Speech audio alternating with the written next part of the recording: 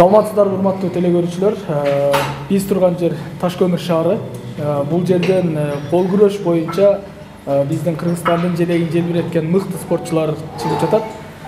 Каныбек ага айтсаңыз, буга чейин шартыңыз кандай болду эле? Бүгүн залыңыздын ачылышы болду да, биз күбө болуп калдык. Буга чейин негизи шартыбыз жаңы баштаган жок эле. Мындай жалпак тил менен айтканда, жөнөкөй эле көмүр салган каптарга таш салып машыкчык. Эшикте машыкчык, залдын ичинде машыкчык, айтор эч нерсе эле жок болчу да. Бирок аракет кылдык. Ошо 6-7 жылдын ичинде Кудайым ушундай залды бизге берди. Аракет кылдык. Бизди колдогондордун, биздин Ташкөмүрдүн мэриясынын жардамы менен ушундай жолдорун таап ушундай залды жасадык да. Жетиштиңиздер. Жетиштик. Ошол кап менен машыгып жүрүп, ошол чемпиондор чыкты да. Кап менен машыгып жүрүп, чемпиондорду да чыгарганбыз. Дагы чыгарабыз, Кудай буйруса. Эми азыр шарт жакшы болуп калды. Келечек алдыда экен да. Азыр жана ачылышында көргөзүп өттүңүз да, шаймандарыңыздычы? Өзүңүздүн шаймандарыңыз, ошо тааныштырып өтпөйсүзбү? Кызыктуу болот. Жарайт.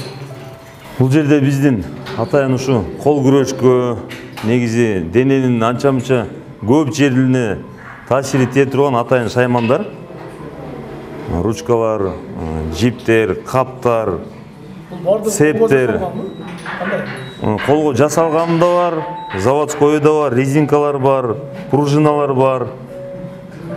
Баягы биздин залга керектүү атайын ушундай немелер да. Булардын ичинен айта кете турган нерсе, бизде мисалы спорт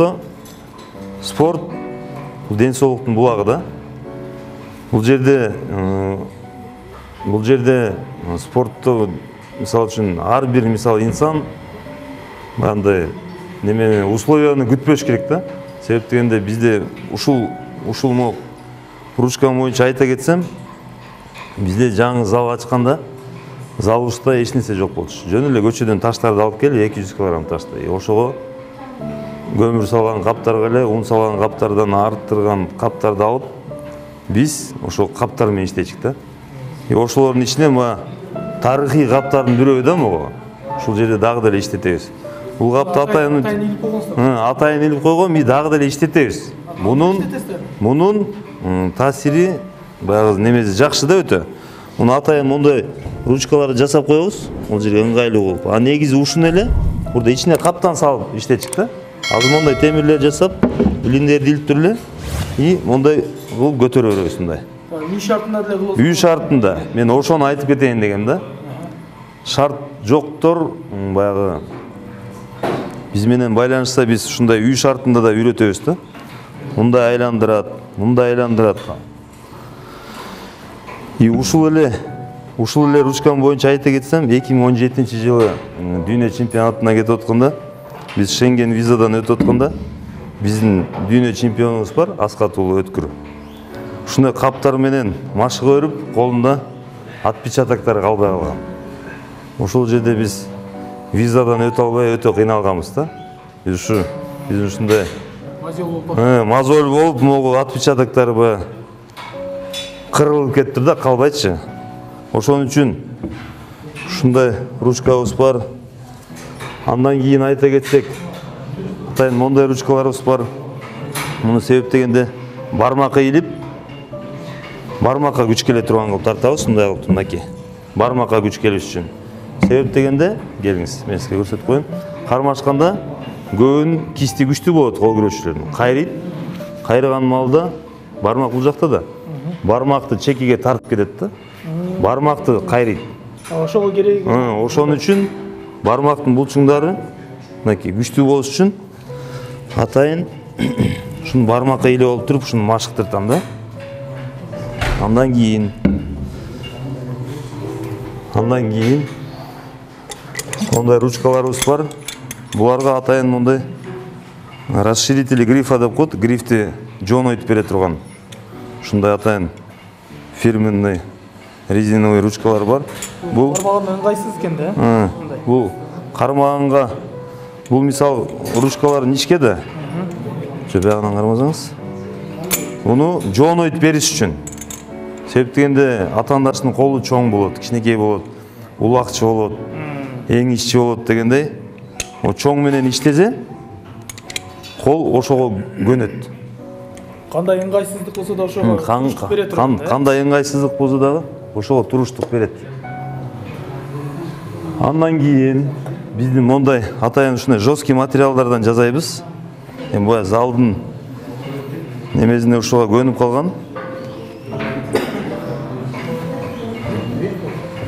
Бул жактан кармап атайын бурап туруп мындай. Бул жакка илип, сиз кармап туруңуз бул жак. Мисалы бул тренажерлордо иштейбиз да, бурап туруп, ушинтип тартып иштейбиз мындай. Түшүндүңүз да? Себеп дегенде андай ий болсо оңой болуп калат. Андайда мисалы андайда оңой болуп калат. А мындайда уже баягы манжанын учуна чейин күч келет да мынакей. Мисалы сиз тартасыз, мен тартам. Мынакей айылда ушундай кыла берсе болот. Бул өзү дүйнөлүк деңгээлде барбы ушундай машыгы же сиз өзүңүз ойлоп таптыңыз? Дүйнөлүк деңгээлде бар деп деле айтсак болот. Эми ар ким өзүнүн баягы залдар көп да дүйнө жүзү боюнча. Мынакей жөн деле эски үйдө шарт жок болсо мынакей келинчеги менен кызын, бир тууганы менен кызын тарта берет ушундай. Эң жөнөкөй эле мына. Өтө таасири чоң мынакей. Тартып атасыз. Мисалы кол күрөштө эмнеси менен айырмаланат башка спорттардан? Мисалы үчүн тартып атасыз да динамический. Динамика кылгандан кийин экөө тең бурайт да кармап туруп коюңуз. Ошо кармаганда тарамыштарыңызга күч келет. Кармаганда ошол жер ичи дагы сырты да катып, анан баягы шамдагай болуп, выносливый болуп калат да. Чыдамкай болуп. Чыдамкай болуп. Андан кийинки ручкалар, мондай ручкалар бар атайын. Колду баягы колго окшосун депчи. Мондай сантехнический жаналардан тагып койгон. Окуучуларым өздөрү эле тагып, өздөрү мага жардам берип атайын жасаша берет. Бул эми баштагы шарт жок убактагы же кийин эле жасаган? Шарт жок маалында көбүнчө жасалган да. Азыр дагы буларды өтө сыймыктануу менен колдонобуз да. Бул атайын ушундай заводской веревка, тиги станоктордо мындай трицепске, лучка мындай ар кандай кылып көтөрөт. Жана көрүп калдым мына жакта турнигиңиз акыр башкача экен. Мен көргөнүм. Азыр могу турник боюнча айта кетсек, бул атайын подшипникте отурган турник. Атайын бизде ордунда турбойт. Бизде уклон атайын кол күчтүү болуш керек. Тартынганда бул моинтип ачылып кете берет да. Ошол маалда тартына берет да балдар. Азыр мен тартынбай эле коеюн. Алым калбады. Андан кийинки турнигибиз бул турник. Бул турникти дагы өзүм ойлоп тапкам негизи. Бул да себеп дегенде мындай кармаганда тоголок нерсени. Бул тарамыштарга күч келет, бирок анчалык эмес да. Мондай кармаганда көрүнүп турат да тарамыштар кандай күч келет мынакей. Мондай тартынат да. Мондайчы? Мондай абалда. Идея кандай келип калды сизге? Бул идея эми жумушун изилдендик, жумуш ушундай экен да. Кол күрөш болгондон кийин өзүң ойлонот кезиң, опыт алат кезиң, башка мамлекеттерге барасың, сүйлөшөсүң. Ошонун негизинде келип калган да мындай. Ар ким колун кармайсың, минтесиң, ар ким колу ар кандай, бирөөнүкү чоң, бирөөнүкү кичинекей. Баягы кичинекей окуучулар болуп калат. Колдору кичинекейчи. Ошол манжасы кыскасы болот, ничкеси болот. Ошолорду кандайдыр бир жолун табып күчөтүш керек да, күчүнчү. Ошон үчүн ушундай нерселер ойго келген. Ушул турникти жасагам да. Башка спортсмендерге да айткым келет. Натыйжасы өтө жакшы. Себеп дегенде бир эле кол күрөшкө эмес бул. Улакчыларга, эң ишчилерге, кыргыз күрөш, алыш күрөш бардыгына, эркин күрөш бардыгына ушундай шаймандар менен иштесе жакшыраак болот да. Себеп дегенде ушул турникти кургандан бери натыйжасы байкалдыбы сизге? Ошол өзүңүздүн окуучуларыңыздан? Натыйжасы байкалган. Себеп дегенде ушул бардык шаймандардын жардамы менен ушу жетишкендиктер болуп атат десем жаңылышпайм да. Сиз ушул кол күрөш тармагына келгениңизге канча болду? 7 жыл болду кол күрөш менен конкретно заниматься этип. балдарды маштырып ошол алектенгениме 7 жыл болду. Ошо 7 жылдын ичинде кандай ийгиликтерди жаратты окуучуларыңыз? 7 жылдын ичинде биз баягы Ташкөмүрдүн өзүнүн эле результаттарын айта кетсем, 2 дүйнө чемпионун чыгардык. 2 дүйнө чемпионун чыгардык. 6 Азия чемпионун чыгардык. 5 дүйнө призеру, 42 Азия призеру и 69 республиканын чемпионун чыгардык. Ушу 7-8 жылдын ичинде. Талыкпаган эмгектин артынан да. Кызыгуу кандай болуп атат жаштарда? Эми азыр көпчүлүк жаштар мындай басымдуу бөлүгү ушу эрежеси эрушка кызыгып бараткандай да. Эми негизи ар бир спорттун өзүнүн мээнети бар. Бул спорт андай мындай дегенден алысмын. Себеп дегенде бардыгынын өзүнүн мээнети бар. Кызыккандар көп эле. Анан бул кол күрөшкө кызыккандар өтө көп.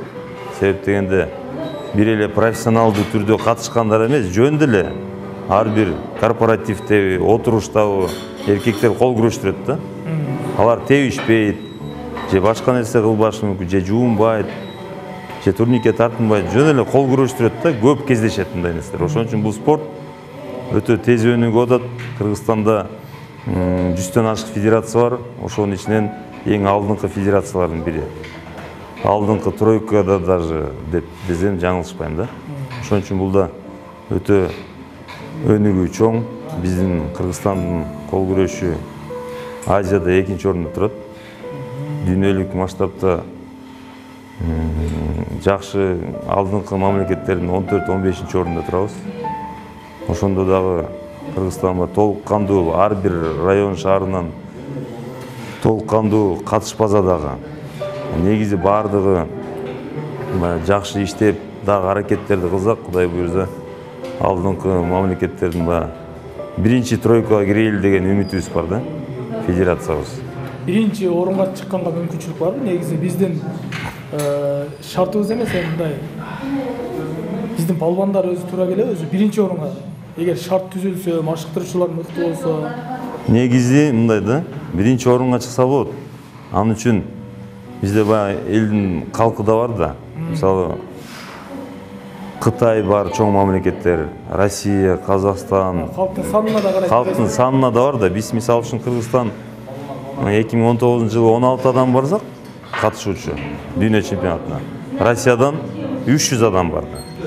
Ошондой, ошол жагынан биз баягы уступайм да. А так, Кудай буйрса, эми ар бир спорттун өзүнүн мыктысы бар да, ар бир салмактын өзүбүздүн салмакка барганда эмес, кур келбейбиз да. Себеп дегенде биз баягы башка мамлекеттерде мисалы жакшы шарт түзүп берип атса же жардам берип атса, бизде анча-мынча региондордон эч ким жардам бербейт, өзүнүн акчасын орат, буказын сатат, башка кылат. Демек биз көбүрөөк машыгышыбыз керек. Ошондо бизди бирөө тааныйт, анан кийин спортсмендерге айтарым, сен результат кылсаң, акча дагы, деме өлчү дагы бардыгы өзү келет. Биринчи аракет да? Биринчи аракет, өзүң көрсөт. Бир нерсени творить этиш керек да, мындай көрсөтсөң, анан бардыгы сени көңүл бурат да. Жөн эле мен кылат элем десең, ар ким ага убакыт бөлө бербейт да.